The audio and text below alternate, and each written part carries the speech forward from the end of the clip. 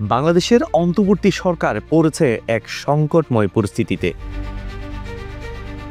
প্রধান উপদেষ্টা অধ্যাপক মোহাম্মদ ইউনূসের পদত্যাগের আলোচনা সামনে আসায় এই সরকারের ভবিষ্যৎ নিয়েই অনিশ্চয়তার সৃষ্টি হয়েছে।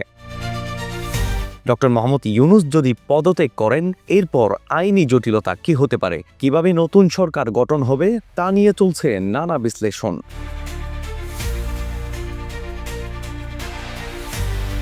কিন্তু অধ্যাপক ইউনূসকে কেন পদত্যাগের চিন্তা করতে হচ্ছে? সক্রিয় সব রাজনৈতিক দলের সমর্থনে গঠিত এই সরকারকে কেন এমন সংকটে পড়তে হলো? এসব প্রশ্ন এখন সব মহলে আলোচনার কেন্দ্রে রয়েছে।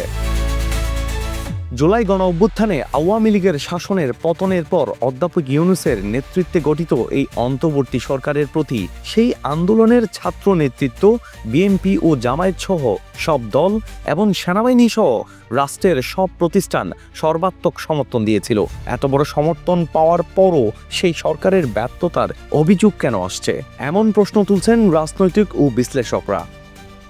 প্রধান উপদেষ্টা অধ্যাপক ইউনূস বৃহস্পতিবার অন্য উপদেষ্টাদের সঙ্গে এক অনির্ধারিত বৈঠকে তার পদত্যাগের ভাবনার কথা বলেছেন। সেক্ষেত্রে নানা পক্ষের প্রতিবন্ধকতার পাশাপাশি রাজনৈতিক দলগুলোর অসহযোগিতায় তার সরকার কাজ করতে পারছে না বলে ক্ষোভ ও হতাশা প্রকাশ করেছেন তিনি।